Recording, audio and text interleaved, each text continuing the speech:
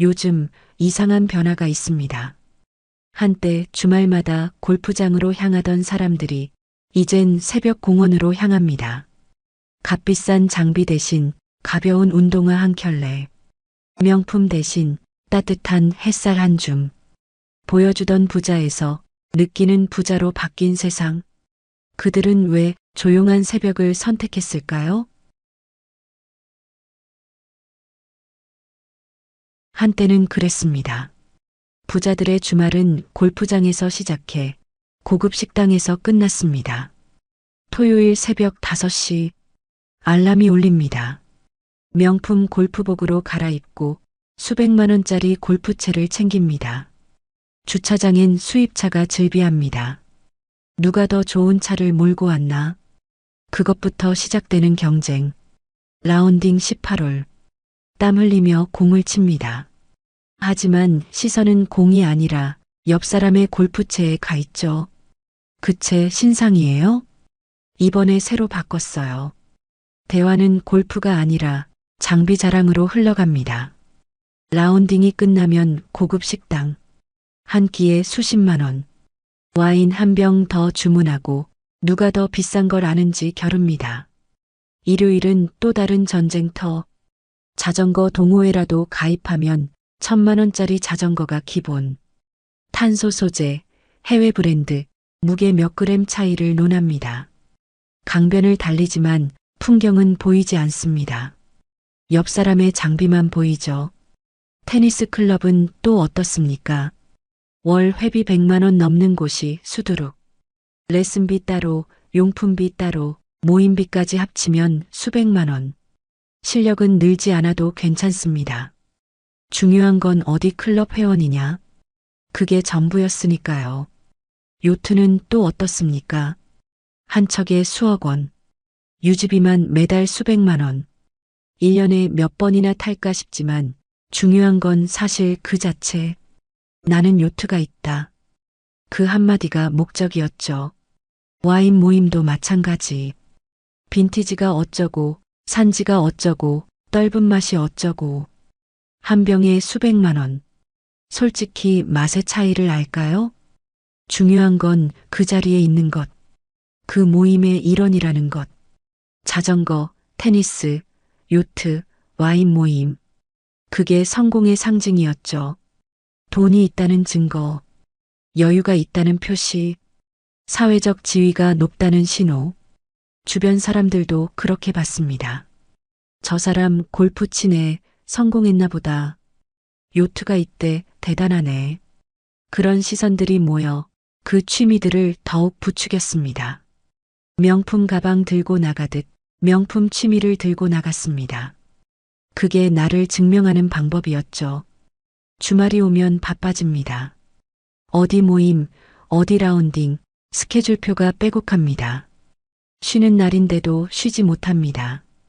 보여줘야 하니까, 증명해야 하니까. 요즘 뭐해? 골프 치고, 테니스 치고 바빠. 바쁜 게 자랑이었습니다.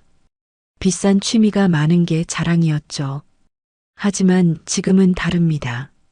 코로나 이후 그 허세의 시대가 무너졌습니다. 2020년 세상이 멈췄습니다. 골프장도 문을 닫았고 모임도 사라졌습니다. 처음엔 답답했죠. 주말마다 나가던 곳이 없으니 무엇을 해야 할지 몰랐습니다. 그런데 시간이 지나면서 묘한 일이 벌어졌습니다. 사람들이 깨닫기 시작한 겁니다. 내가 진짜 그게 좋아서 한 건가? 골프장이 다시 문을 열었지만 예전만큼 사람들이 돌아오지 않았습니다. 한때 붐이던 자전거 동호회, 회원이 절반으로 줄었습니다. 골프 라운딩, 테니스 클럽이 하나둘 문을 닫았습니다. 왜 그랬을까요? 비용은 늘어나고 만족은 줄었습니다. 물가는 올랐습니다. 골프장 이용료도 올랐고 식당 가격도 올랐습니다. 같은 돈을 쓰는데 예전만큼의 만족을 느끼지 못했죠. 자연스럽게 질문이 생겼습니다. 이게 정말 내 돈값을 하나? 더 큰 문제는 마음이었습니다. 예전엔 그 모임이 즐거웠는데 이제는 부담스러웠습니다.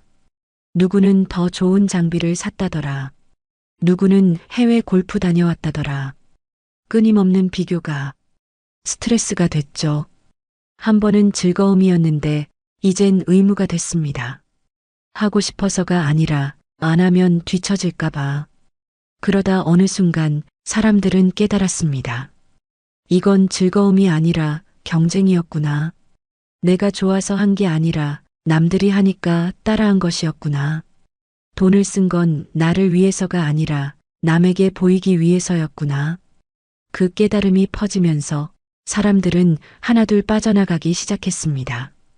골프채를 창고에 넣었고 자전거를 중고로 팔았습니다.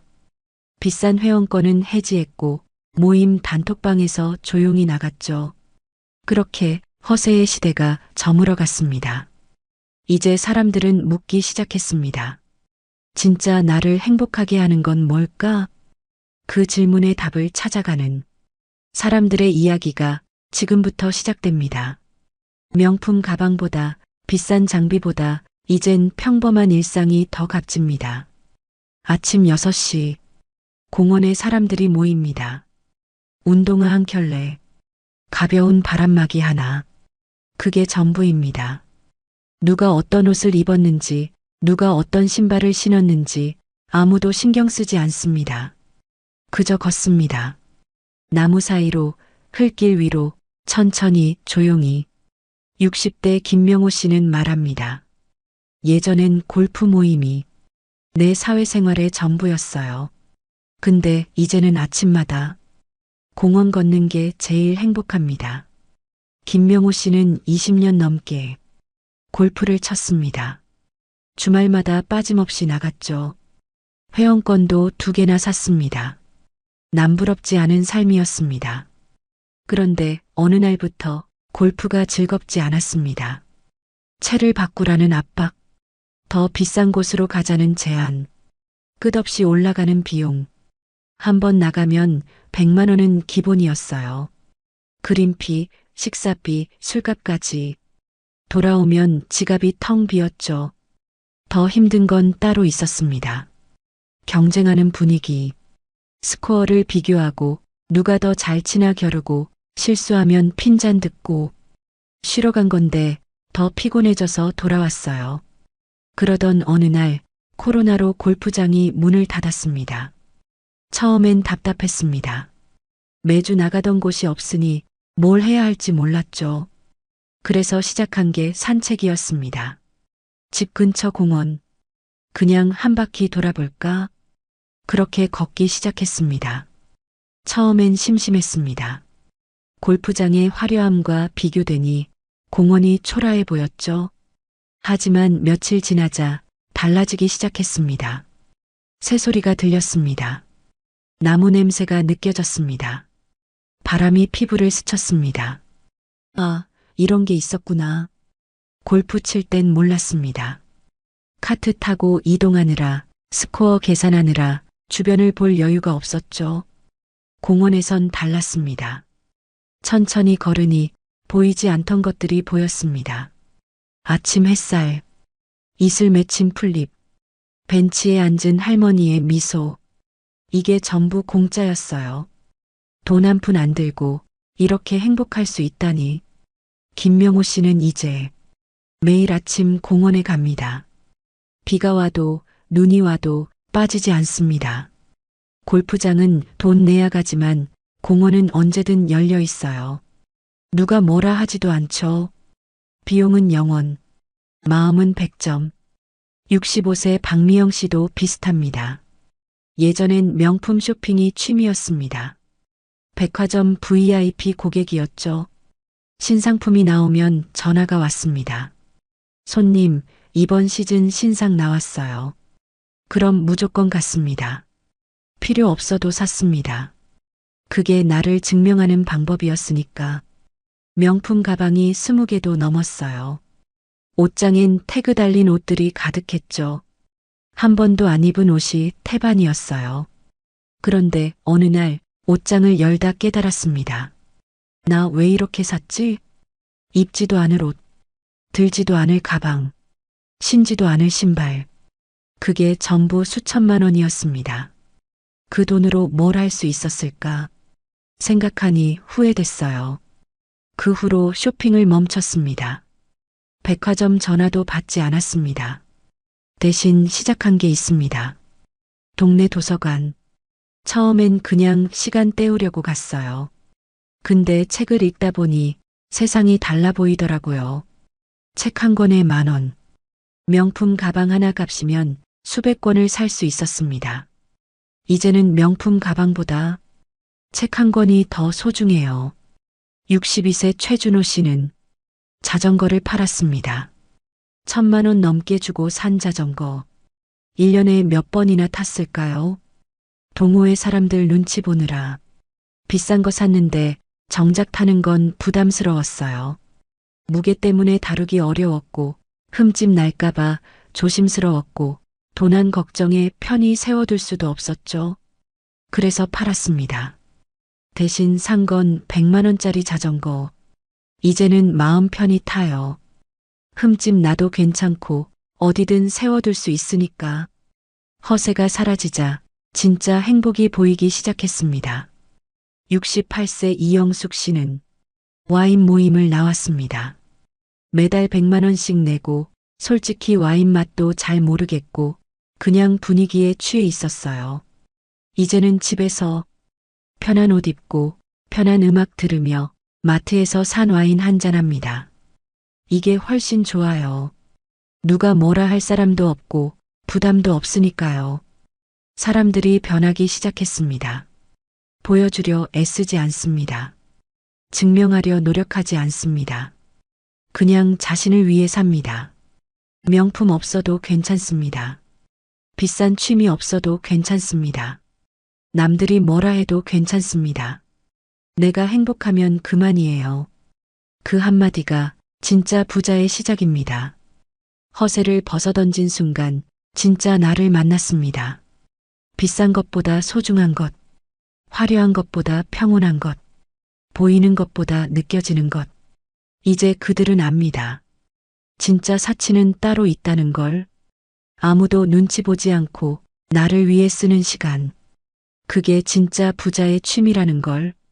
이 변화에는 분명한 이유가 있습니다. 왜 갑자기 사람들이 변했을까요? 왜 비싼 취미를 버렸을까요? 왜 허세를 내려놓았을까요? 3가지 이유가 있습니다. 첫째, 경제의 현실. 물가 상승, 경기 침체, 세금 부담. 2020년 이후 모든 게 달라졌습니다. 물가가 치솟았습니다.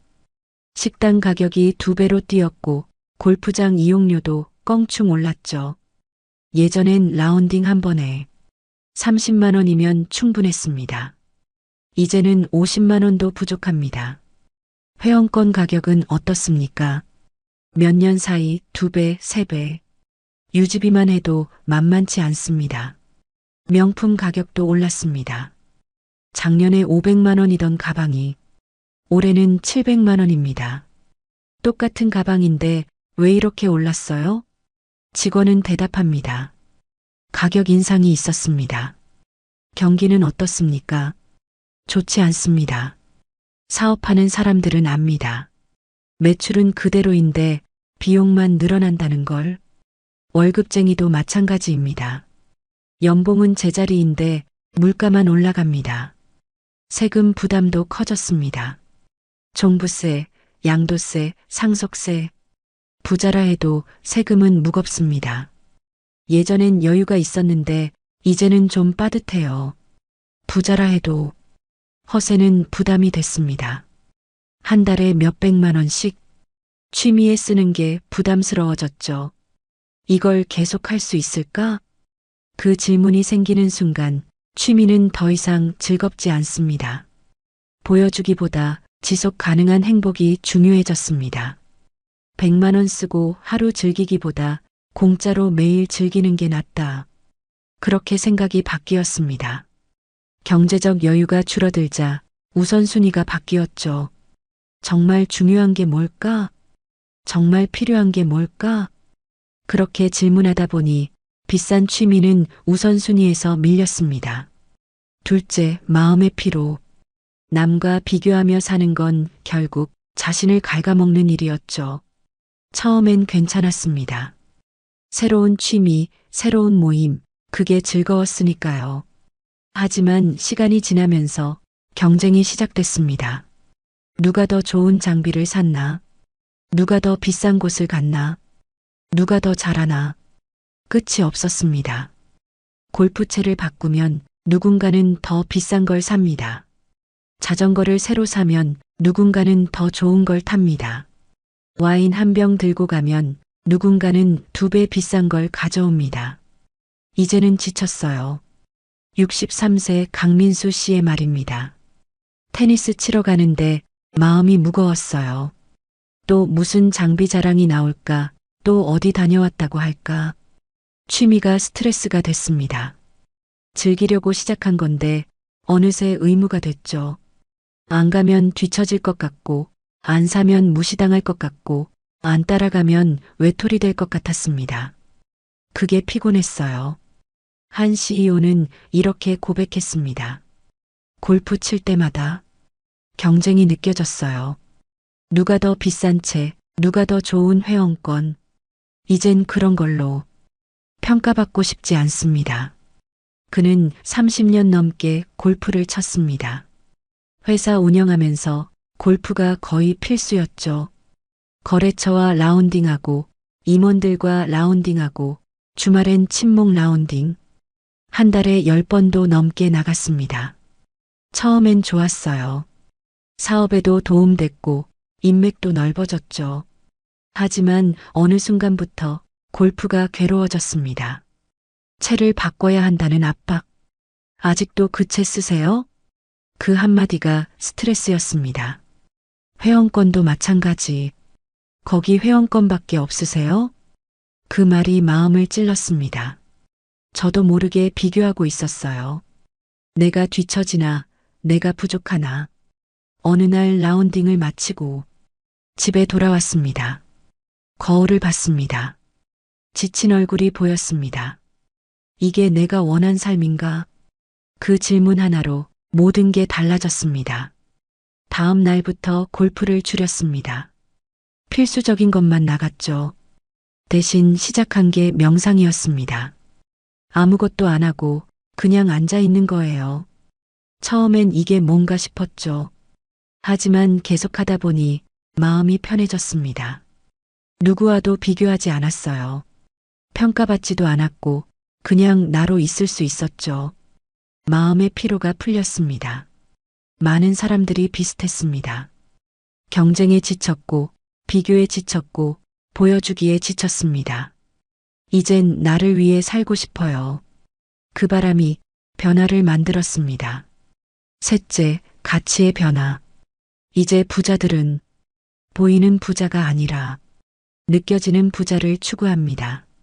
무엇이 진짜 부자일까요? 명품 가방 들고 다니는 사람?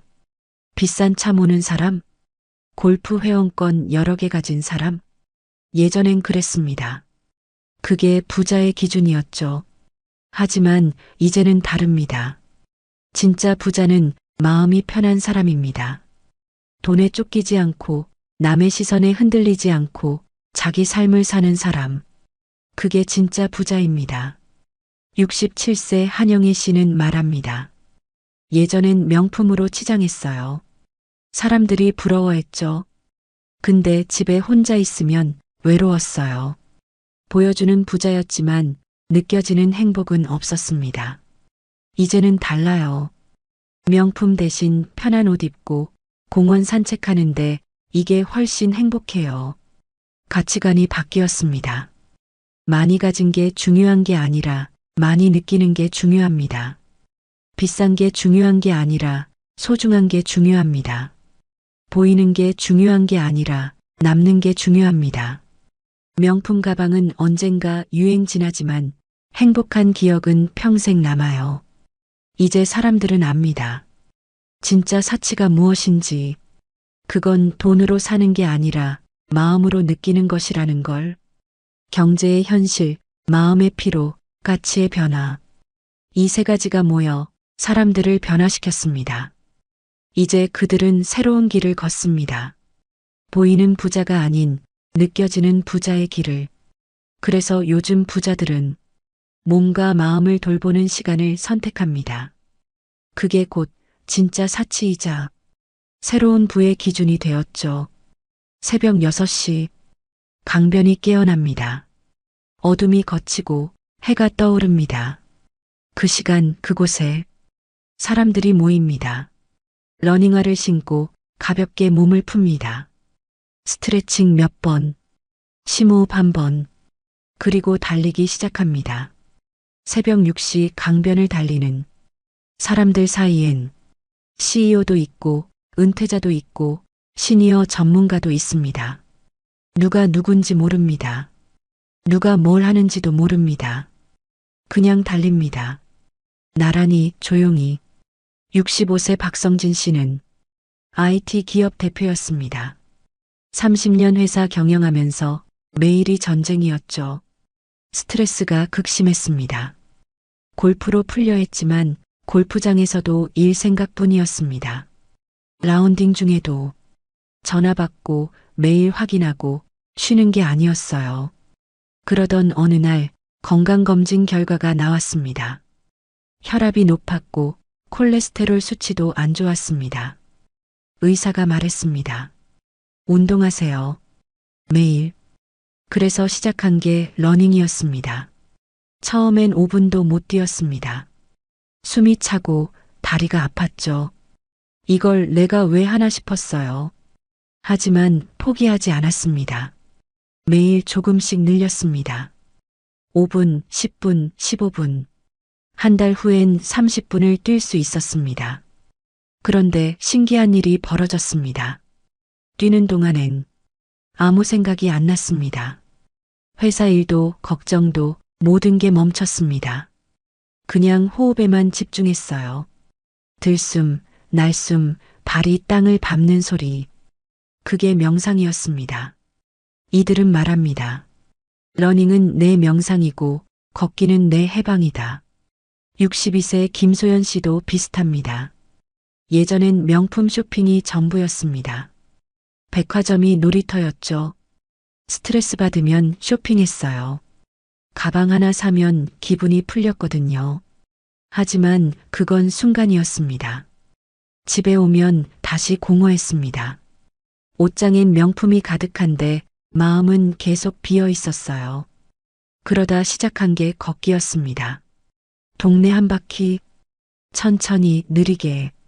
처음엔 지루했어요. 이게 뭐가 재미있나 싶었죠. 하지만 계속 걷다 보니 뭔가 달라졌습니다.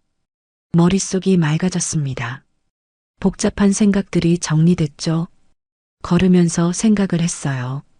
내가 정말 원하는 게 뭔지, 어떻게 살고 싶은지. 그 시간이 해방이었습니다. 누구의 눈치도 보지 않고 아무것도 사지 않고 그냥 나로 있을 수 있었습니다. 이제는 쇼핑보다 걷기가 더 좋아요. 예전엔 골프채를 들고 나섰지만 이젠 러닝화를 신고 바람을 맞습니다. 골프채는 무거웠습니다. 챙겨야 할 것도 많았죠. 장갑, 신발, 옷, 모자. 라운딩 한번 나가려면 준비하는 데만 1시간. 하지만 러닝화는 다릅니다. 신으면 끝입니다.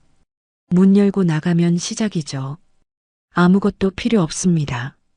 장소도 시간도 돈도. 이게 진짜 자유예요. 68세 최동욱 씨는 말합니다. 예전엔 골프 스케줄에 맞춰 살았습니다. 주말은 물론이고 평일도 라운딩 약속이 있으면 다른 일정을 조정했죠. 골프가 내 삶의 중심이었어요. 하지만 이제는 다릅니다. 아침에 눈 뜨면 날씨를 봅니다. 맑으면 좋고 비가 와도 좋습니다. 그냥 신발 신고 나가면 그만이죠. 약속도 필요 없고 예약도 필요 없어요. 내 마음대로 할 수 있죠. 비용은 들지 않지만 얻는 건 자유와 건강이죠. 골프는 비쌌습니다. 한 번에 수십만 원, 1년이면 수천만 원. 러닝은 공짜입니다. 신발 한 켤레면 충분하죠. 그것도 몇 년 갑니다. 1년에 100만 원도 안 들어요. 하지만 얻는 건 훨씬 많습니다. 건강이 좋아졌습니다. 혈압이 내려갔고 체중도 줄었습니다. 의사가 놀라더라고요. 약도 줄였어요. 마음도 가벼워졌습니다. 스트레스가 줄었고 잠도 잘 오고 하루하루가 즐거워졌습니다. 이런 게 건강이구나 싶었어요. 61세 서연주 씨는 요가를 시작했습니다. 예전엔 테니스를 쳤습니다. 고급 클럽 회원이었죠. 회비만 월 100만 원이었어요. 레슨비는 별도였고, 하지만 자주 다치기 시작했습니다. 무릎, 팔꿈치, 어깨. 나이가 드니까 몸이 말을 안 들었어요. 의사가 권했습니다. 무리하지 마세요. 몸에 맞는 운동을 하세요. 그래서 시작한 게 요가였습니다. 처음엔 우습게 봤습니다. 이게 운동이야? 하지만 해보니 달랐습니다. 생각보다 힘들었고 생각보다 효과가 좋았습니다. 몸이 유연해지니까 통증이 사라졌어요. 더 좋은 건 마음이었습니다. 요가는 경쟁이 없었습니다. 누가 더 잘하나 겨루지 않았죠. 각자 자기 수준에 맞춰 해요. 비교도 없고 평가도 없어요. 그게 편했습니다. 테니스 칠 땐 항상 긴장했어요. 잘 쳐야 한다는 부담, 이기고 싶다는 욕심. 요가엔 그런 게 없어요. 70세 정우성 씨는 수영을 시작했습니다. 예전엔 자전거를 탔습니다. 1,000만 원짜리 자전거. 동호회 활동도 열심히 했죠. 주말마다 멀리 나갔어요. 100km, 200km. 하지만 어느 날 넘어졌습니다. 다행히 크게 다치진 않았지만 겁이 났습니다. 나이 들어서 이러다 크게 다치겠구나. 자전거를 팔았습니다. 대신 수영장에 등록했죠. 물속에선 안전해요. 넘어질 일도 없고 부딪힐 일도 없죠. 수영은 조용합니다. 물소리만 들립니다. 그 소리가 좋아요. 평화로워요. 이제 매일 아침 수영장에 갑니다. 천천히 1시간. 끝나고 나면 몸도 마음도 가볍습니다. 이게 진짜 운동이에요. 과시할 필요도 없고 경쟁할 필요도 없고 진짜 부자들의 새로운 취미. 그건 화려하지 않습니다.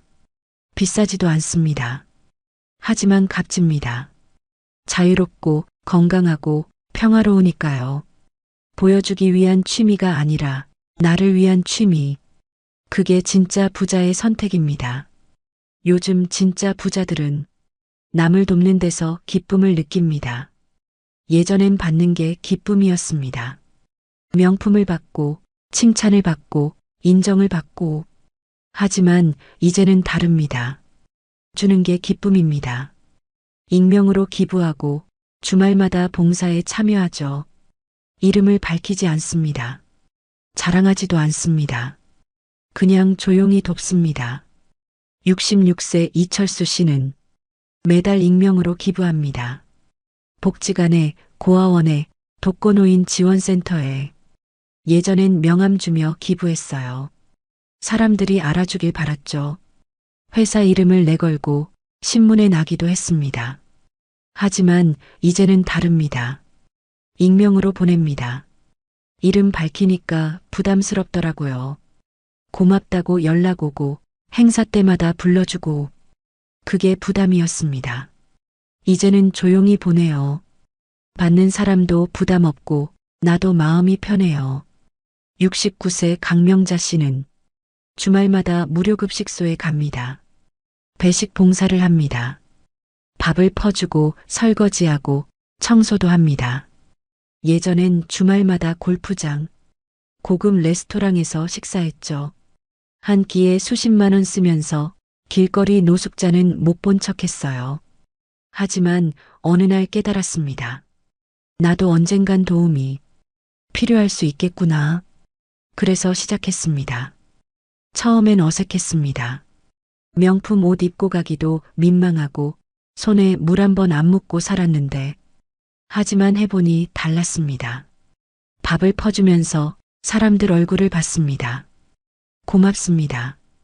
그 한마디가 마음을 울렸습니다. 68세 정순 씨는 말합니다. 예전엔 명품 쇼핑이 내 행복이었어요.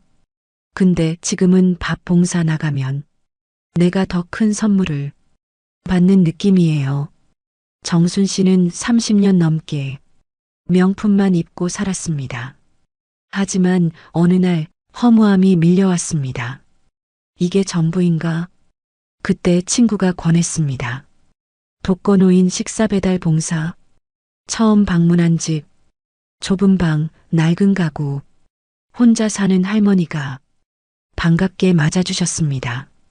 고맙습니다. 고맙습니다. 그 말을 수십 번 하셨습니다. 눈물까지 글썽이셨죠. 그 모습을 보는데 가슴이 먹먹했어요. 집에 돌아와서도 그 할머니 얼굴이 잊히지 않았습니다. 명품 가방 하나 값이면 저 할머니가 몇 달은 편하게 살 수 있겠구나. 이제는 매주 토요일 빠짐없이 나갑니다. 집에 와서도 기분이 좋아요. 내가 누군가에게 도움이 됐다는 게 이렇게 뿌듯한 줄 몰랐어요. 돈이 아니라 마음을 쓰는 취미. 그게 바로 진짜 부자의 즐거움입니다. 그리고 또 하나, 요즘 부자들은 배움에서 행복을 찾습니다. 요리, 악기, 글쓰기, 유튜브, 새로운 걸 배우는 게 그들의 활력소죠. 72세 김영숙 씨는 요리를 배웁니다. 평생 요리를 안 했습니다. 식당에서 사 먹거나 집에 요리사를 뒀죠. 하지만 은퇴 후 혼자 있는 시간이 많아졌습니다. 요리학원에 등록했습니다. 김치찌개부터 배웠습니다. 손을 베기도 하고 음식을 태우기도 했죠. 하지만 재미있었습니다. 내가 만든 음식을 먹는데 이렇게 뿌듯할 줄 몰랐어요. 이제는 손주들에게 해줍니다. 손주들이 맛있게 먹는 모습, 그게 최고의 보상입니다. 70대에도 피아노를 배우고 60대엔 유튜브 채널을 엽니다. 75세 최영수 씨는 피아노를 배웁니다. 평생 악기를 안 만져봤습니다. 예술이랑은 담 쌓고 살았어요. 하지만 어느 날 피아노 소리에 끌렸습니다. 무모한 도전이었습니다. 75세의 피아노라니. 하지만 포기하지 않았습니다. 매일 1시간씩 연습했습니다. 석 달 후 첫 곡을 완성했습니다. 작은 별. 그날 얼마나 기뻤는지 몰라요. 혼자 연주하면서 울었어요. 63세 서미경 씨는 유튜브 채널을 열었습니다. 손주들이 가르쳐 줬습니다. 할머니의 요리 레시피, 할머니의 살림 노하우, 그런 걸 올렸습니다. 처음엔 조회수도 안 나왔습니다. 하지만 계속 올렸습니다. 그러다 어느 날 댓글이 달렸습니다. 할머니 레시피 최고예요. 이제는 구독자가 10,000명. 이게 이렇게 재미있을 줄 몰랐어요. 그들은 말합니다. 배움이 멈추면 인생도 멈춘다. 나이는 숫자일 뿐. 중요한 건 마음입니다. 새로운 걸 배우고, 새로운 걸 시도하고, 새로운 나를 발견하는 것. 그게 진짜 부자의 삶입니다. 돈으로 살 수 없는 것. 배우는 즐거움. 나누는 기쁨. 그게 요즘 부자들의 취미입니다. 그렇다면 진짜 부자들의 하루는 어떨까요? 놀랍도록 단순합니다. 새벽 5시 반. 알람이 울립니다. 예전엔 골프 때문에 일어났지만 이제는 다릅니다. 자연스럽게 눈이 떠집니다. 몸이 기억하는 시간. 창문을 엽니다. 신선한 공기가 들어옵니다. 아침엔 명상과 산책으로 하루를 엽니다. 방석에 앉습니다. 허리를 곧게 펴고 눈을 감습니다. 호흡에 집중합니다.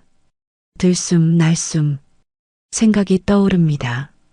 그냥 흘려보냅니다. 10분, 20분 조용한 시간. 오늘 하루 살아있음에 감사하다. 이 한마디로 마음을 정돈하죠. 67세 윤정혜 씨는 말합니다.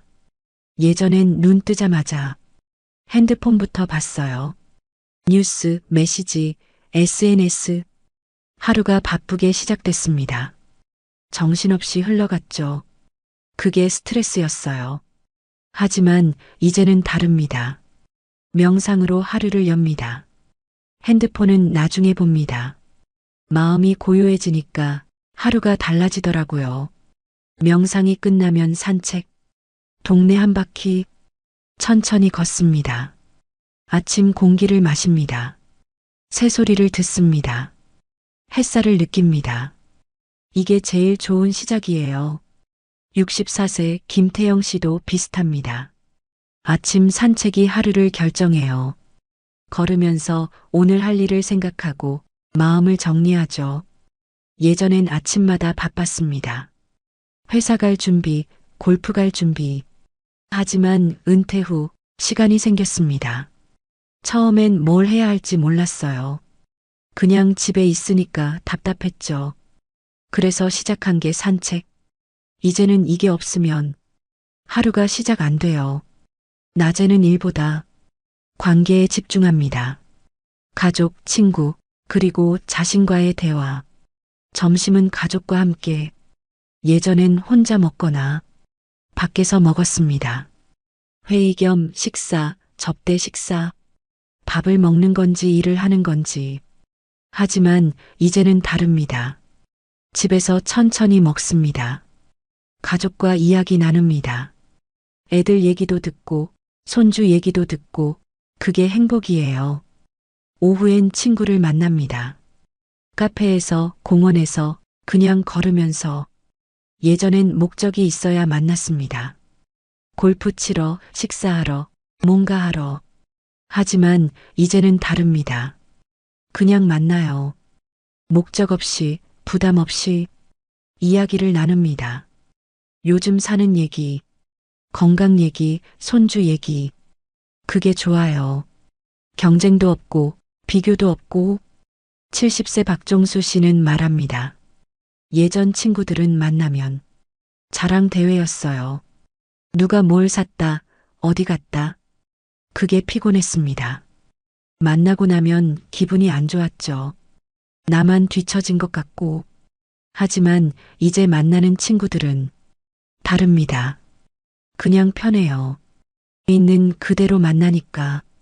돈보다 중요한 건 결국 사람과 시간이라는 걸 압니다. 68세 정미선 씨는 혼자만의 시간도 소중히 합니다. 오후엔 꼭 1시간은 혼자 있어요. 아무것도 안 합니다. 그냥 창밖을 보거나 음악을 듣거나 나와 대화하는 시간이에요. 예전엔 혼자 있는 게 두려웠습니다. 뭐라도 해야 할 것 같고 가만히 있으면 불안했어요. 하지만 이제는 다릅니다. 혼자 있는 게 편해요. 나를 들여다볼 수 있으니까. 저녁엔 책 한 권, 음악 한 곡.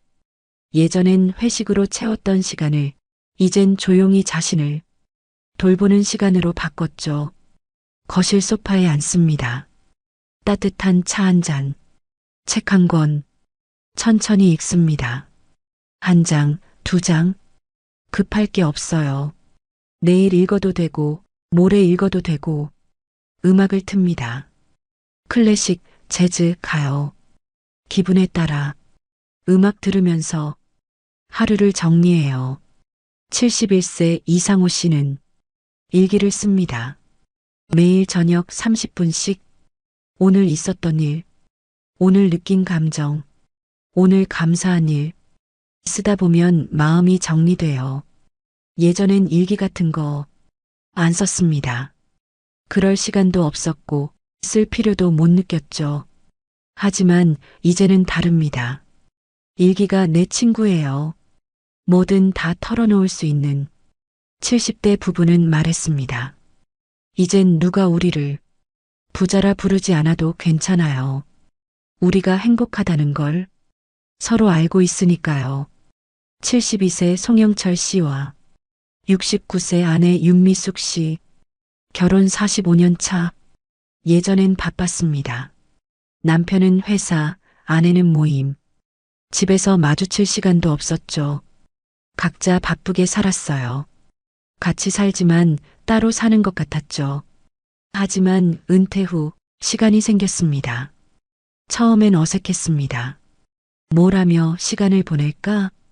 그래서 시작한 게 함께 걷기, 매일 저녁 산책, 손잡고 천천히. 처음엔 할 말이 없었어요. 그냥 걸었죠. 하지만 계속 걷다 보니 이야기가 나왔습니다. 오늘 있었던 일, 추억 얘기, 앞으로의 계획. 대화가 늘어나니까 서로가 보이더라고요. 이제는 아침도 함께, 점심도 함께, 저녁도 함께. 돈 많을 때보다 지금이 더 행복해요.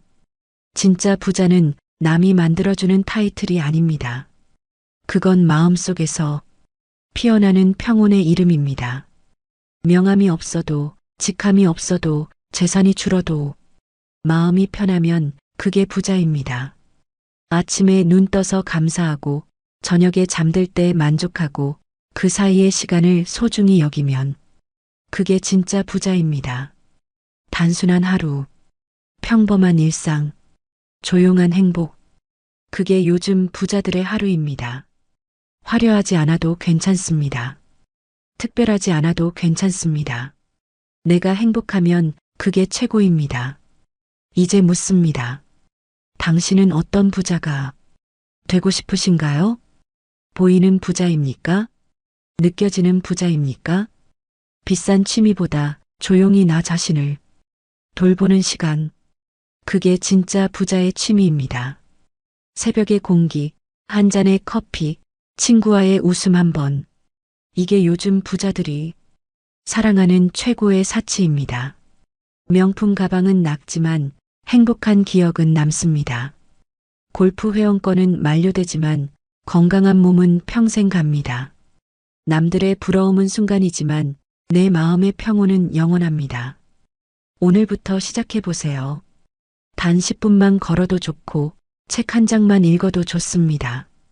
창밖을 바라보며 커피 한 잔 마셔도 좋고 친구에게 전화 한 통 걸어도 좋습니다. 나를 위한 시간을 가지는 순간 그건 이미 부자의 취미입니다. 돈이 많아서 부자가 아닙니다. 마음이 풍요로워서 부자입니다. 많이 가져서 부자가 아닙니다. 충분히 느껴서 부자입니다. 남들이 알아줘서 부자가 아닙니다. 내가 만족해서 부자입니다. 그리고 꼭 기억하세요. 진짜 부자는 보이는 게 아니라 느껴지는 사람입니다. 허세를 내려놓는 순간 진짜 행복이 시작됩니다. 비교를 멈추는 순간 진짜 나를 만납니다. 보여주기를 그만두는 순간 진짜 자유를 얻습니다. 오늘 하루 당신은 어떤 시간을 보내시겠습니까? 골프채 대신 러닝화를, 명품 가방 대신 책 한 권을, 고급 레스토랑 대신 집 앞 공원을. 선택은 당신의 것입니다. 그리고 그 선택이 당신의 내일을 만듭니다. 진짜 부자의 하루는 단순합니다.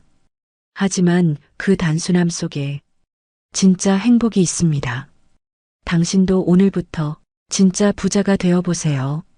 70세가 되던 봄이었습니다. 그날은 이상하게 마음이 조용했어요. 무언가를 잃은 것도 아닌데 왠지 모르게 가벼웠습니다. 젊을 땐 가진 걸 지키느라 바빴고 나이 들어서는 잃을까봐 두려웠죠. 그런데 그 모든 게 다 사라지고 나서야 비로소 알게 되었습니다. 가진 걸 잃은 게 아니라 이것을 얻은 거라는 걸요. 그 이것이 무엇이었을까요? 오늘 그 이야기를 들려드리려 합니다. 아침 햇살이 커튼 사이로 스며들던 날이었습니다. 70살이 된 그 봄날, 저는 창가에 앉아 차 한 잔을 마시고 있었습니다. 별다른 일정도 없었고 특별히 기다리는 누군가도 없었죠. 그런데 이상했습니다. 마음이 텅 빈 것 같으면서도 동시에 이렇게 가득 차 있었습니다. 아, 이게 평안이구나. 그제야 알았습니다. 젊은 시절, 저는 늘 비교하며 살았습니다. 옆집 김씨 내가 새 차를 샀다 하면 우리 차가 초라해 보였고 친구가 강남에 아파트를 샀다 하면 우리 집이 작아 보였습니다. 명절 때면 더했죠. 친척들이 모이는 자리에서 누구네 아들은 대기업에 다니고 누구네 딸은 의사와 결혼했다는 이야기를 들으면 괜히 제 자식들이 부족해 보였습니다. 우리 애들은 왜 저렇게 못할까? 그 한숨이 얼마나 많은 날들을 어둡게 만들었는지 모릅니다. 그러다 보니 제 인생도 놓쳤습니다. 봄에 피는 개나리를 보지 못했고 저녁 노을의 아름다움도 모르고 지나갔습니다. 아이들과 함께 웃을 시간에도 머릿속은 온통 남과의 비교로 가득했죠. 남들은 다 저렇게 사는데 우리만 이 모양이야. 그 생각이 하루하루를 무겁게 만들었습니다. 그러다 60대 후반이 되었을 때 문득 깨달았습니다. 어느 날 오랜만에 만난 친구가 제게 이렇게 말했습니다. 너는 참 좋겠다. 남편도 건강하고 자식들도 다 잘 크고. 그때 저는 깜짝 놀랐습니다. 늘 부족하다고만 생각했는데 누군가는 제 삶을 부러워하고 있었던 거예요. 그날 밤 잠이 오지 않았습니다. 나는 도대체 뭘 한 거지? 남의 인생만 부러워하느라. 정작 내가 가진 것은 보지도 못했네. 그 후로 조금씩 달라졌습니다. 아침에 일어나면 이렇게 말하기 시작했죠. 오늘도 눈을 떴구나. 감사합니다. 작은 것부터 눈에 들어왔습니다. 따뜻한 밥을 먹을 수 있다는 것, 아픈 데 없이 걸을 수 있다는 것, 사랑하는 사람들이 곁에 있다는 것. 그게 바로 제가 쌓아온 행복이었습니다. 이제는 남의 집 차가 좋든 말든 상관없습니다. 우리 차로 장을 보러 가고 가끔 드라이브도 하고 그저 그걸로 충분합니다. 누가 더 큰 집에 산다 해도 마음이 흔들리지 않습니다. 우리 집은 작지만 이곳에 우리 가족의 추억이 있고 이곳에서 아이들이 자랐고 이곳에서 우리가 함께 늙어가고 있으니까요. 그게 바로 우리 집의 가치입니다. 요즘은 산책을 자주 합니다. 동네 공원을 천천히 걷다 보면 계절의 변화가 보입니다. 봄에는 벚꽃이 피고 여름에는 초록이 짙어지고 가을에는 단풍이 물들고 겨울에는 고요한 설경이 펼쳐집니다. 예전엔 이 모든 게 그냥 지나쳤는데 이제는 하나하나가 다 소중합니다. 집착을 놓으니 세상이 이렇게 아름답더군요. 남과 비교하느라 보지 못했던 것들이 이제는 선명하게 보입니다. 그리고 무엇보다 제 마음이 편해졌습니다. 누구를 부러워할 필요도 없고 누구에게 인정받으려 애쓸 필요도 없습니다. 그저 오늘 하루 제가 가진 것에 감사하며 조용히 살아가면 됩니다. 어제 저녁이었습니다. 남편과 함께 저녁을 먹으며 이런 이야기를 나눴습니다. 우리 참 잘 살았지? 그럼 잘 살았지. 남들처럼 크게 성공하진 못했지만 그래도 우리는 행복했잖아. 그 순간 눈물이 핑 돌았습니다. 맞습니다. 우리는 행복했습니다. 비록 남들만큼 가진 게 많지 않았어도 우리만의 방식으로 충분히 행복했습니다. 이제는 압니다. 집착은 나를 불행하게 만들고 감사는 나를 행복하게 만든다는 걸요. 오늘도 저는 창가에 앉아 차 한 잔을 마십니다. 그리고 이렇게 말합니다. 오늘의 이 평안에 감사합니다. 집착을 놓으니 비로소 제 인생이 시작되었습니다. 밤 11시가 넘어도 잠이 오지 않던 날들이 있었습니다. 아들이 회사에서 퇴근했다는 연락이 올 때까지, 딸이 집에 잘 도착했다는 문자를 받을 때까지 제 마음은 늘 불안했습니다. 밥은 먹었을까? 회사에서 힘든 일은 없을까? 건강은 괜찮을까? 자식 걱정이 제 인생의 전부였습니다. 아침에 눈을 뜨면 제일 먼저 떠오르는 생각도, 밤에 잠들기 전 마지막 생각도 온통 아이들 이야기였죠. 친구들과 만나도 마찬가지였습니다. 너희 아들은 어디 다니냐? 딸은 결혼은 했냐? 그런 이야기만 하다 보면 어느새 시간이 흘렀고 집에 돌아오는 길엔 또 한숨만 나왔습니다. 우리 애들은 왜 저렇게 안 풀릴까? 특히 명절이 다가오면 더 심했습니다. 아들은 아직 결혼도 안 했고 딸은 직장을 옮긴다고 했고 그 모든 게 제 걱정거리였습니다. 어느 날이었습니다.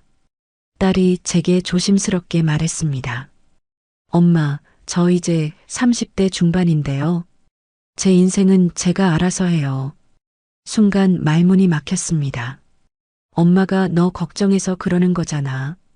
딸이 잠시 말을 멈추더니 이렇게 말했습니다. 알아요. 근데 엄마 인생은 엄마 거예요. 제 걱정하느라 엄마 인생 다 버리지 마세요. 그날 밤 잠을 이룰 수 없었습니다. 딸의 말이 계속 맴돌았습니다. 엄마 인생은 엄마 거예요. 맞는 말이었습니다. 저는 자식들을 위해 산다고 했지만 실은 제 불안을 아이들에게 떠넘기고 있었던 거예요. 제가 걱정하는 게 정작 아이들에게는 부담이었다는 걸 그때야 알았습니다. 다음 날 아침 저는 결심했습니다. 이제부터는 내 인생을 살자. 아이들은 아이들의 길이 있어. 쉽지 않았습니다. 처음엔 습관처럼 걱정이 올라왔고 연락이 없으면 불안했습니다. 하지만 조금씩 연습했습니다. 아침에 일어나면 아이들 걱정 대신 제 하루를 생각했습니다. 오늘은 뭘 하며 보낼까? 동네 문화센터에 등록했습니다. 요가도 배우고 서예도 배웠습니다. 처음엔 어색했지만 시간이 지나니 즐거워졌습니다. 무엇보다 놀라운 건 제가 아이들 걱정을 덜 하니까 아이들이 오히려 더 자주 연락을 해왔다는 거예요. 아들이 전화로 물었습니다. 엄마, 요즘 요가 배운다며? 어때? 재밌어? 응, 재밌더라. 너도 한번 와서 같이 해볼래? 엄마 목소리가 밝아지신 것 같아요. 그 말에 가슴이 뭉클했습니다. 제가 행복해지니까 아이들도 편안해진 거였습니다. 요즘은 이렇게 생각합니다. 자식이 잘 되길 바라는 건 당연한 부모 마음이지만 그 걱정으로 제 인생을 소진하는 건 아이들에게도 저에게도 좋지 않다는 걸요. 지난주였습니다. 딸이 저녁을 같이 먹자고 했습니다. 식사를 하던 중에 딸이 말했습니다. 엄마, 요즘 많이 달라지셨어요. 뭐가? 예전엔 만나면 항상 결혼은 언제 할 거야? 회사는 잘 다니고 있어? 이랬잖아요. 근데 요즘은 그런 말 안 하시고 엄마 이야기를 하시더라고요. 그랬구나. 그게 좋아요.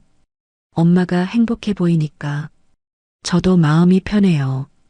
그날 집에 돌아오는 길에 밤하늘을 올려다봤습니다. 별이 참 많았습니다. 아이들을 키우느라, 자식 걱정하느라 이 밤하늘을 제대로 본 적이 없었구나. 이제는 압니다. 아이들은 결국 자기 길을 찾아갑니다. 제가 아무리 걱정해도 그들의 인생은 그들 것이니까요. 저는 그저 응원하고 필요할 때 곁에 있어주면 됩니다. 그리고 무엇보다 제가 행복해야 합니다. 제가 제 인생을 잘 살아가는 모습이 아이들에게는 가장 좋은 가르침이니까요.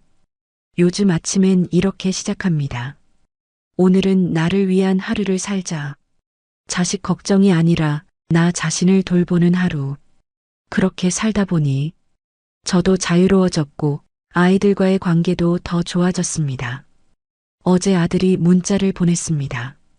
엄마, 요즘 너무 멋있으세요. 저도 엄마처럼 제 인생을 잘 살고 싶어요. 그 문자를 읽으며 눈물이 났습니다. 제가 자식 걱정을 놓고 제 인생을 살기 시작했을 때 비로소 진짜 엄마가 된 것 같았습니다. 걱정하는 엄마가 아니라 행복한 모습을 보여주는 엄마. 그게 제가 아이들에게 줄 수 있는 가장 큰 선물이었습니다. 이제는 말할 수 있습니다. 이젠 너희 걱정보단 내 하루를 더 예쁘게 살고 싶다. 그게 요즘 제 진심입니다. 자식 걱정을 놓으니 제 인생이 보이기 시작했습니다. 살다 보면 억울한 일도 많았습니다. 누군가의 말 한마디가 오래 남았고 그 상처를 품고 잠 못 든 날도 있었죠. 특히 시댁 식구들과의 일이 그랬습니다. 결혼 초 시어머니께서 이런 말씀을 하셨어요. 우리 며느리는 살림을 좀 못하네. 그날 이후로 10년이 넘도록 그 말이 가슴에 박혀 있었습니다. 명절 때마다 움츠러들었고 시댁 식구들 앞에서는 늘 긴장했습니다. 내가 뭘 잘못했길래 그 생각이 저를 점점 어둡게 만들었습니다. 친구 관계도 마찬가지였습니다.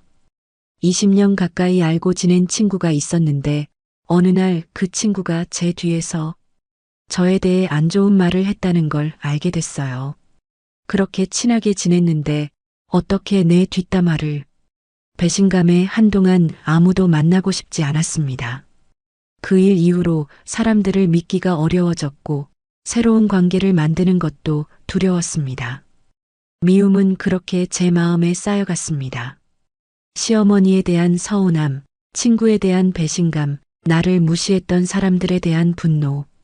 그 감정들이 마음속에서 돌덩이처럼 무거웠습니다. 그러다 60대 후반이 되었을 때 문득 이런 생각이 들었습니다. 이렇게 살다가 내가 먼저 죽겠구나. 미움을 품고 사는 게 저를 병들게 하고 있었습니다. 밤에 잠을 자도 개운하지 않았고 아침에 일어나도 마음이 무거웠습니다. 그때 텔레비전에서 스님의 법문을 들었습니다. 미움은 뜨거운 숯을 남에게 던지려고 손에 쥐고 있는 것과 같습니다. 결국 떼는 건 자기 손입니다. 그 말이 가슴에 와닿았습니다. 맞았습니다. 제가 미워했던 사람들은 어쩌면 잘 살고 있을지도 몰라요. 하지만 저는 그 미움 때문에 매일 괴로워하고 있었죠. 이제 그만 놓아주자. 나를 위해서라도. 쉽지 않았습니다. 어떻게 그렇게 쉽게 용서할 수 있냐고 스스로에게 되물었습니다. 하지만 이렇게 생각을 바꿨습니다. 용서는 그들을 위한 게 아니라 나를 위한 것이라고. 먼저 시어머니를 떠올렸습니다. 이제는 90세가 넘으신 어머니.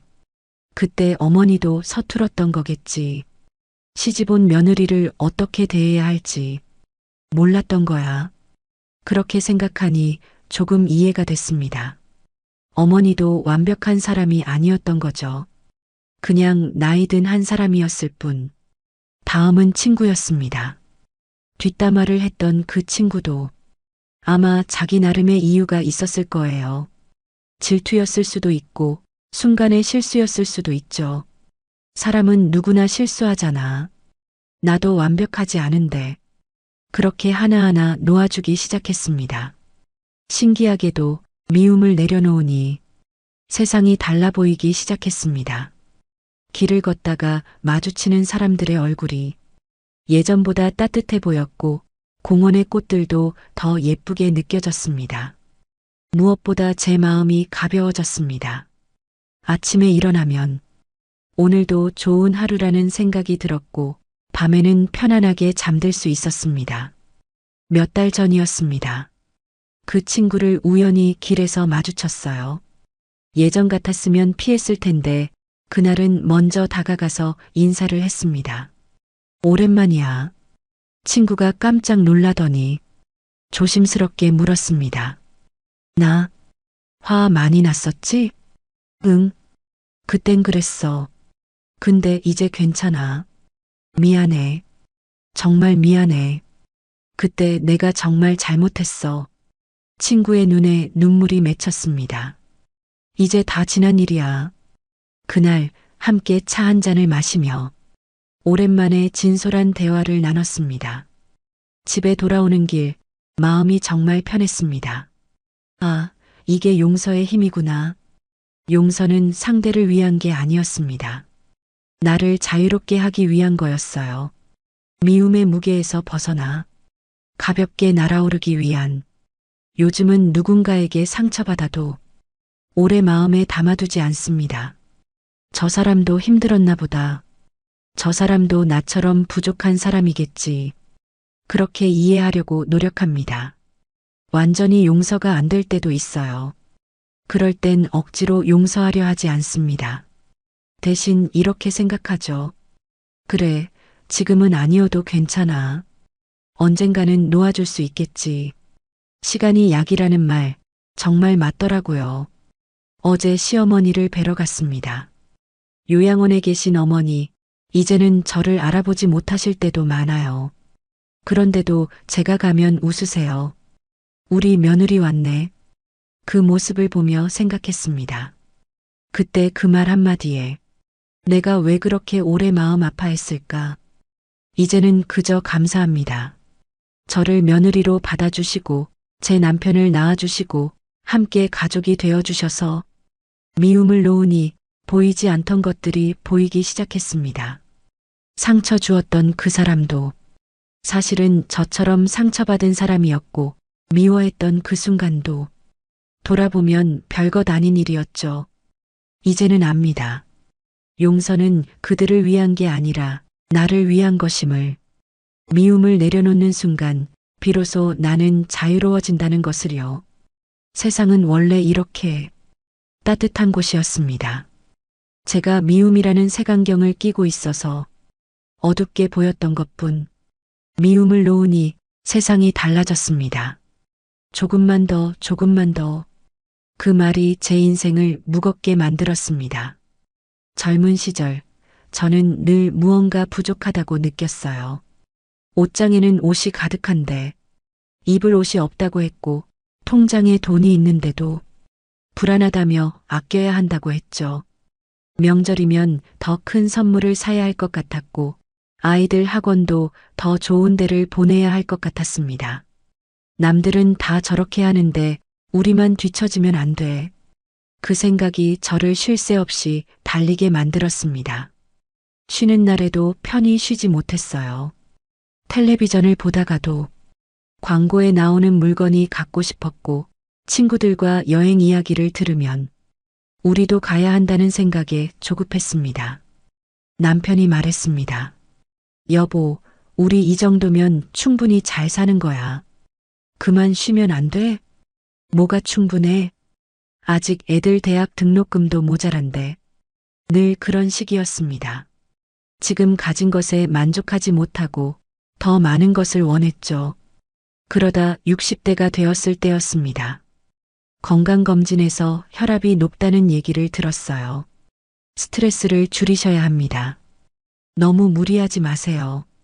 의사 선생님의 말씀이 귓가에 맴돌았습니다. 집에 돌아와 거울을 봤습니다. 주름이 깊어진 제 얼굴, 피곤해 보이는 눈빛. 나는 뭘 위해 이렇게 살았을까?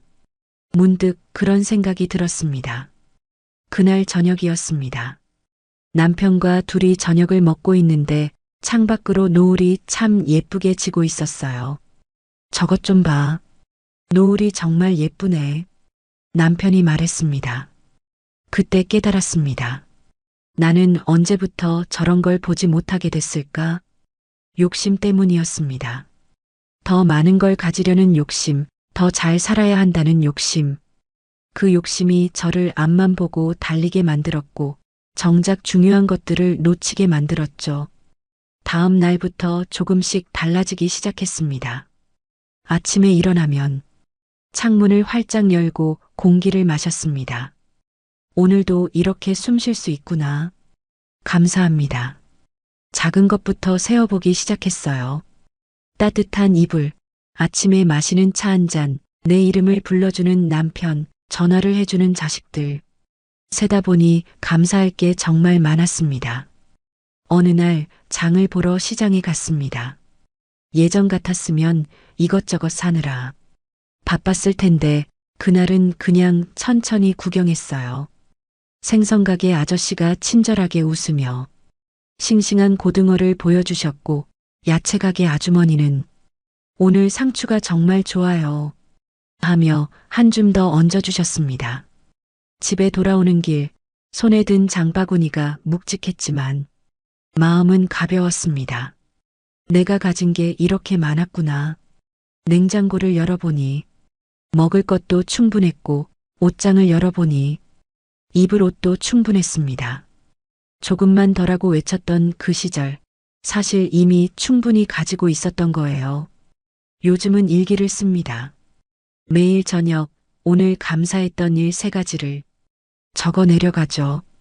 처음엔 쓸 게 없을 줄 알았는데 막상 시작하니 3가지로는 부족했습니다. 오늘 마신 커피가 맛있었던 것, 날씨가 화창했던 것, 아들이 전화를 해준 것, 드라마가 재미있었던 것. 소소한 일상이 전부 감사였습니다. 지난주였습니다. 옛날 친구를 만났는데 친구가 이렇게 말하더군요. 너 많이 달라진 것 같아. 뭔가 편안해 보여. 그래. 응. 예전엔 항상 뭔가에 쫓기는 것 같았는데 지금은 여유로워 보여. 그 말을 듣고 기분이 좋았습니다. 욕심을 내려놓으니 제 모습도 달라진 거였어요. 이제는 백화점에 가도 꼭 사야겠다는 생각이 안 듭니다. 예쁘네. 근데 난 가진 게 있으니까. 그렇게 생각하며 그냥 지나칩니다. 신기하게도 필요한 것만 사니까 오히려 돈이 모이더라고요. 그리고 무엇보다 마음이 평안해졌습니다. 며칠 전이었습니다. 손녀가 놀러 왔는데 제 방을 둘러보더니 이렇게 말했어요. 할머니 방은 왜 이렇게 정리가 잘 돼 있어요?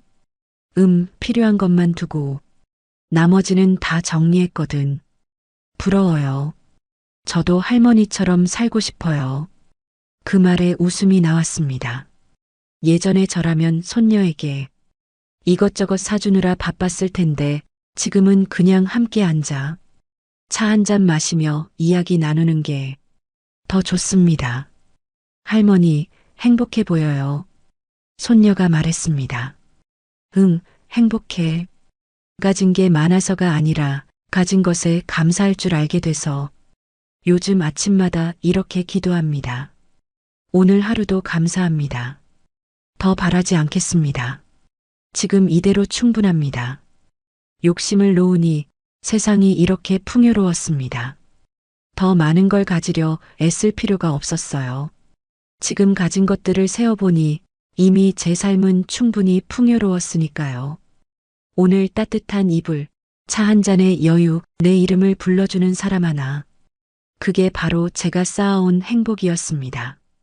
욕심을 놓으니 감사가 보이기 시작했습니다. 모든 인연이 영원하진 않더군요. 가깝던 사람도 어느 날엔 자연스럽게 멀어졌습니다. 20년 넘게 알고 지낸 친구가 있었습니다.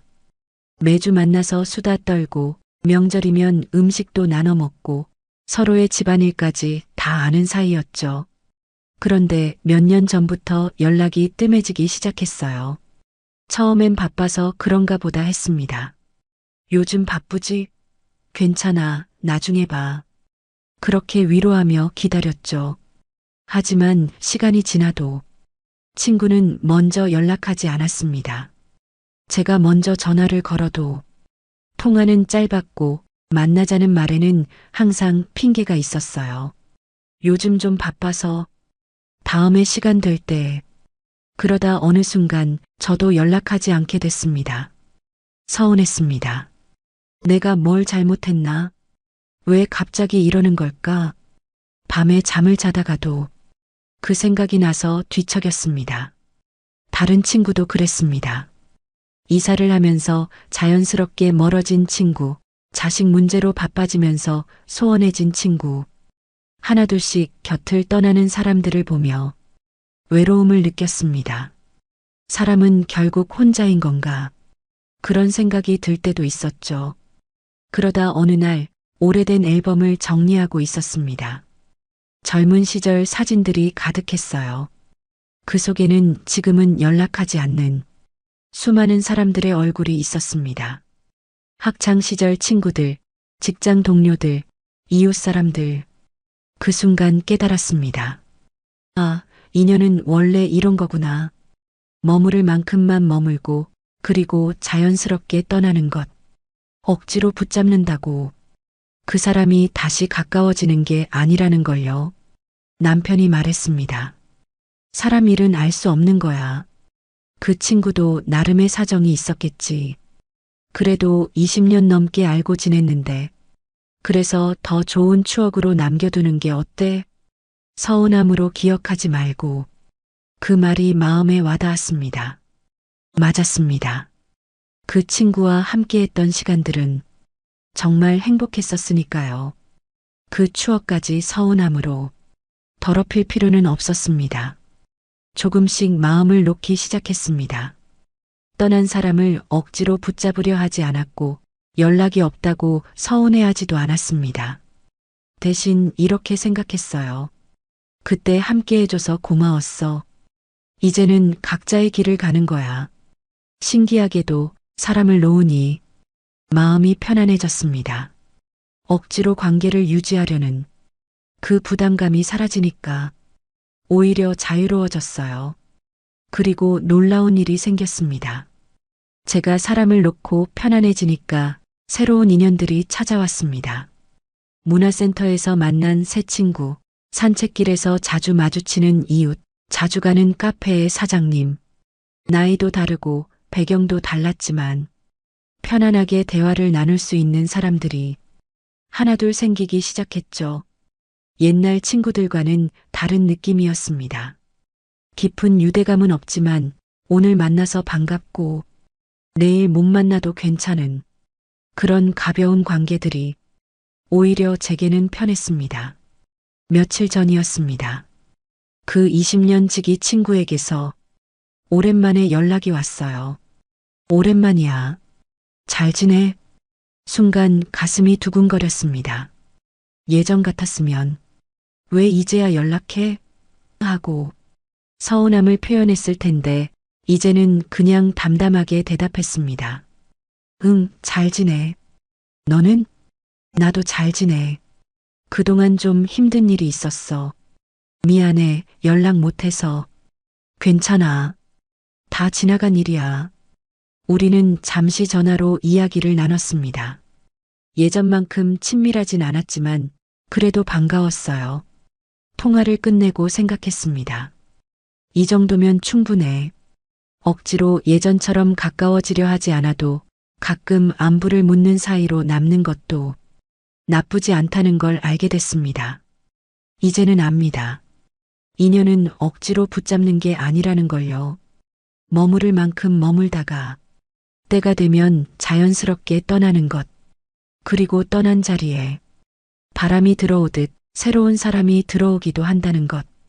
요즘은 만나는 사람들에게 과도한 기대를 하지 않습니다. 오래 함께하길 바라지도 않고 영원하길 기도하지도 않습니다. 대신 이렇게 생각하죠. 오늘 만나서 반가워. 내일은 또 어떻게 될지 모르지만 그것도 괜찮아. 그렇게 기대를 내려놓으니 관계가 오히려 더 편해졌습니다.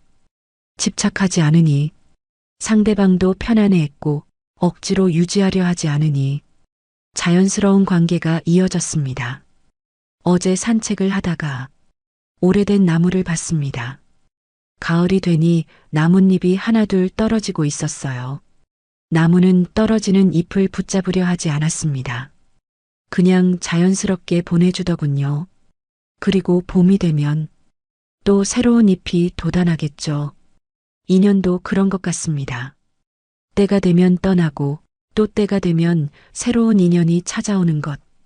그걸 받아들이고 나니 마음이 정말 평안해졌습니다. 지금 곁에 있는 사람들에게 감사하고 떠난 사람들도 좋은 추억으로 간직하고 앞으로 만날 사람들을 기대하며 그렇게 살아가는 게 70살이 된 저의 방식입니다. 사람을 놓으니 평안이 찾아왔습니다. 잘못한 일, 후회되는 선택들, 그 기억들이 마음을 짓눌렀습니다. 특히 밤이 되면 더 심했어요. 잠자리에 누우면 자꾸만 옛날 일들이 떠올랐습니다. 그때 그러지 말았어야 했는데 왜 그런 선택을 했을까? 20년 전 일인데도 어제 일처럼 생생했습니다. 아이들이 어렸을 때였습니다. 큰아이가 미술학원을 다니고 싶다고 했어요. 그런데 저는 이렇게 말했죠. 그런 거 배워서 뭐해? 공부나 열심히 해. 아이는 더 이상 말하지 않았습니다. 그 후로 그림을 그리지도 않았고요. 몇 년 전 우연히 아이의 옛날 그림을 발견했습니다. 서랍 깊숙이 숨겨져 있던 스케치북. 그 안에는 정말 예쁜 그림들이 가득했어요. 이렇게 재능이 있었구나. 그때 가슴이 미어졌습니다. 제가 아이의 꿈을 꺾어버린 거였어요. 밤마다 그 생각을 하면 잠을 이룰 수 없었습니다. 내가 정말 나쁜 엄마였구나. 남편과의 일도 그랬습니다. 결혼 초 우리는 자주 다퉜어요. 사소한 일로 화를 내고 며칠씩 말도 안 하고 지금 생각하면 정말 부끄러운 일들이었습니다. 그때 내가 좀 더 이해하려 했더라면 후회가 밀려왔습니다. 시부모님 일도 마찬가지였어요. 시어머니께서 편찮으실 때 저는 간병을 제대로 못했습니다. 아이들 키우느라 일하느라 바빴다는 핑계로 병원에 자주 가지 못했죠. 돌아가시기 전 어머니께서 제 손을 잡으며 말씀하셨습니다. 고생 많았다. 그 순간 눈물이 쏟아졌습니다. 제가 더 잘했어야 했는데, 하지만 이미 늦었습니다. 그렇게 과거의 후회들이 제 마음을 무겁게 짓눌렀습니다. 밤마다 그 생각들이 떠올라 숙면을 취할 수가 없었어요. 내 인생은 후회투성이야. 그런 생각이 자꾸만 들었습니다. 그러다 어느 날 딸과 통화를 하게 됐습니다. 요즘 제가 우울해 보인다며 걱정하는 목소리였어요. 엄마, 무슨 일 있어요? 아니야. 그냥 옛날 생각이 나서. 또 그러시네. 엄마, 과거는 이미 지나간 일이잖아요. 하지만 내가 너희한테 잘못한 게 너무 많아서. 딸이 잠시 말을 멈추더니 이렇게 말했습니다. 엄마, 저는 엄마가 최선을 다했다고 생각해요. 완벽하진 않았어도 그때의 엄마는 그게 최선이었잖아요. 그 말에 가슴이 뭉클했습니다. 정말 그렇게 생각해? 네. 저도 이제 어른이 되고 보니 완벽한 부모는 없더라고요. 다들 서툴게 살아가는 거예요. 통화를 끝내고 한참을 생각했습니다. 딸의 말이 맞았습니다. 그때의 저는 정말 최선을 다했어요. 아이들을 먹이고 입히고 재우느라 하루하루가 전쟁 같았습니다. 미술학원을 보내주지 못한 것도 제가 나빠서가 아니라 경제적 여유가 없었기 때문이었죠. 남편과 싸웠던 것도 서로가 서툴렀기 때문이었습니다. 결혼 초 우리는 서로를 이해하는 법을 몰랐어요. 시간이 지나면서 조금씩 배워나갔고 지금은 정말 좋은 부부가 됐잖아요. 시어머니 간병도 마찬가지였습니다. 그때는 정말 최선을 다했어요. 비록 자주 가지는 못했지만 갈 때마다 정성을 다했고 마음으로는 늘 걱정했습니다. 그래, 나는 그때 최선을 다했어. 그렇게 생각하니 마음이 조금씩 가벼워졌습니다. 후회 대신 감사로 바꾸기 시작했습니다. 그때 그런 경험이 있었기에 지금의 내가 있는 거야. 아이들에게 미안한 마음도 이제는 지금 더 잘해주자는 다짐으로 바뀌었습니다. 며칠 전이었습니다. 큰아이를 만났을 때 조심스럽게 물어봤어요. 너 혹시 미술하고 싶었던 거 아직도 후회해? 아이가 웃으며 말했습니다. 엄마, 그거 아직도 신경 쓰세요? 저 지금 하는 일도 좋아요. 그리고 요즘 취미로 그림 그려요. 정말? 네. 늦었다고 생각했는데 막상 시작하니까 즐겁더라고요.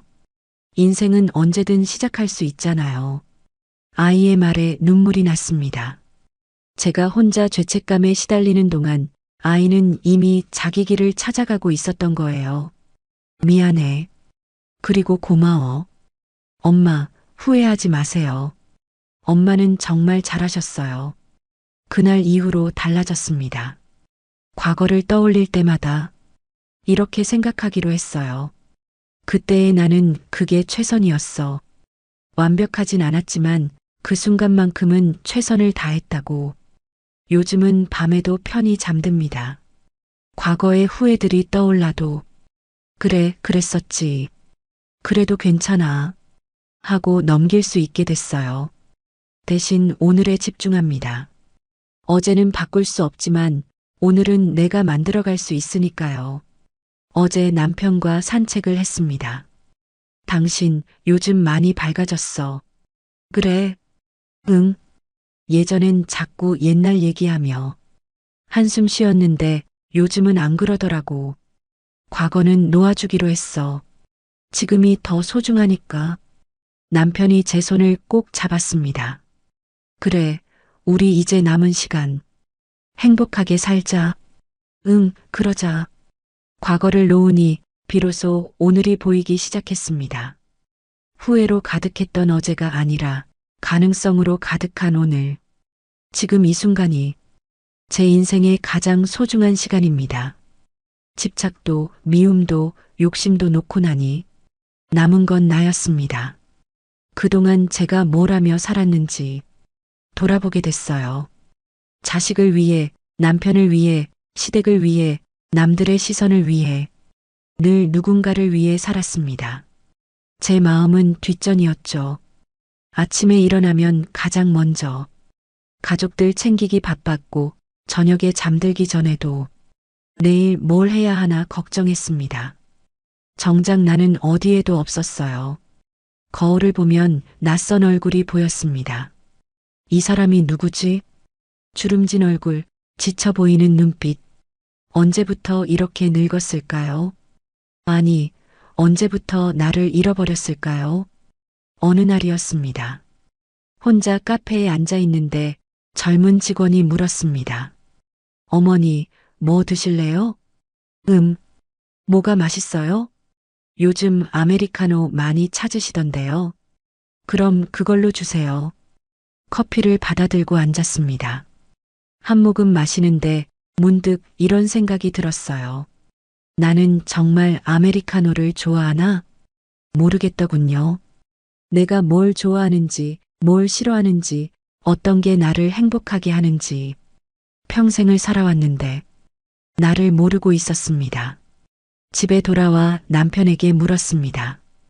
당신, 내가 뭘 좋아하는지 알아? 갑자기 왜? 드라마 보는 거? 아니면 꽃 가꾸는 거? 맞아. 그런데 나는 진짜 그게 좋아서 하는 걸까? 남편이 이상하다는 듯 쳐다봤습니다. 왜 갑자기 그런 생각을?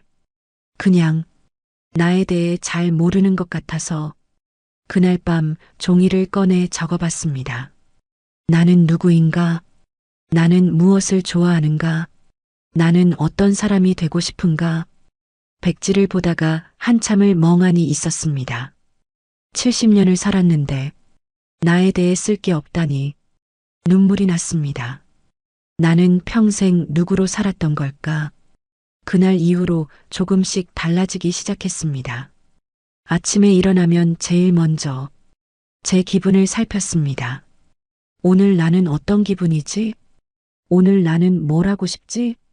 처음엔 어색했습니다. 평생 남을 먼저 생각하다가 갑자기 나를 생각하려니 마음이 불편했어요. 하지만 연습했습니다. 작은 것부터 시작했죠. 커피숍에 가면 메뉴판을 천천히 봤습니다. 오늘은 뭐가 마시고 싶지?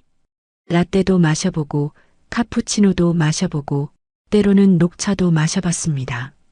그러다 발견했어요. 제가 정말 좋아하는 건 따뜻한 우유라는 걸요. 사소한 발견이었지만 신기하게 기뻤습니다. 아, 나는 이걸 좋아하는구나. 옷을 살 때도 달라졌습니다. 예전엔 남들이 뭐라 할까 신경 쓰며 무난한 색만 골랐는데 이제는 제가 입고 싶은 걸 골랐어요. 밝은 노란색 블라우스, 화사한 꽃무늬 스카프. 이 나이에 이런 옷을? 속으로 걱정하는 소리가 들렸지만 무시했습니다. 내가 좋은데 뭐 어때? 신기하게도 나를 찾아가니까 사람들이 칭찬하더라고요. 어머니, 오늘 옷 예쁘네요. 요즘 얼굴이 밝아지셨어요. 제가 행복하니까 그게 겉으로 드러난 거였습니다. 요즘은 혼자만의 시간을 가집니다. 일주일에 한 번은 카페에 앉아 책을 읽거나 그냥 멍하니 창밖을 바라봅니다. 남편이 물었습니다. 혼자 뭐하러 가? 그냥 나만의 시간이 필요해서. 외롭지 않아? 아니, 오히려 좋아. 나와 마주할 수 있는 시간이거든. 처음엔 남편도 의아해했지만 이제는 이해하는 것 같아요. 며칠 전이었습니다. 딸이 집에 왔을 때 제 방을 보더니 이렇게 말했습니다. 엄마, 방이 많이 달라졌네요? 응, 좀 바꿨어. 벽에는 제가 좋아하는 그림을 걸었고 책상에는 작은 화분을 놓았습니다. 서랍장 위에는 제가 좋아하는 향초도 있었죠. 예쁘다. 완전 엄마 스타일이에요. 내 스타일이 뭔지 이제 알겠어. 딸이 웃으며 말했습니다. 엄마, 요즘 정말 행복해 보여요. 뭔가 온전히 엄마인 것 같달까? 그 말이 정확했습니다. 이제 저는 온전히 나였습니다. 누군가의 엄마도, 누군가의 아내도, 누군가의 며느리도 아닌 그냥 나 자신. 70년 만에 비로소 나를 만난 기분이었습니다. 어제 아침이었습니다. 거울 앞에 서서 제 얼굴을 봤습니다. 주름은 깊어졌고 머리엔 흰머리가 가득했지만 눈빛이 달랐어요. 예전처럼 지쳐 보이지 않았습니다. 오히려 평온하고 뭔가 단단해 보였어요. 거울 속 나에게 말했습니다. 고생 많았어. 이제 너를 위해 살자. 그리고 웃었습니다. 지금 생각하면 제가 잃었다고 생각한 것들, 집착, 미움, 욕심, 과거, 그것들은 사실 제가 가진 게 아니었어요. 오히려 저를 짓누르고 있던 무거운 짐들이었죠. 그 짐들을 내려놓고 나니 비로소 진짜 나를 찾을 수 있었습니다. 이제는 압니다. 내가 평안해야 세상이 따뜻하다는 걸요. 나를 사랑해야 남도 사랑할 수 있다는 걸요. 70년 만에 얻은 깨달음이지만 늦지 않았다고 생각합니다. 앞으로 남은 시간 온전히 나로 살아갈 테니까요. 오늘도 창가에 앉아 따뜻한 우유를 마십니다. 그리고 이렇게 말합니다. 오늘도 나로 살 수 있어서 감사합니다. 가진 걸 잃은 게 아니라 나 자신을 되찾은 것이었습니다. 결국 나는 나를 얻었습니다. 이제는 느리게 걷습니다. 급할 것도 쫓길 것도 없으니까요. 인생은 결국 비워야 채워지는 길이더군요. 집착도 미움도 욕심도 놓고 나니 비로소 보였습니다. 지금 이 순간이 내 인생의 가장 가벼운 시간이라는 것을요. 70년을 살아왔지만 진짜 제 인생은 지금부터 시작입니다. 남은 날들을 천천히 고요하게 채워가려 합니다. 그리고 매일 이렇게 말하려 합니다. 오늘도 나로 살 수 있어서 감사합니다.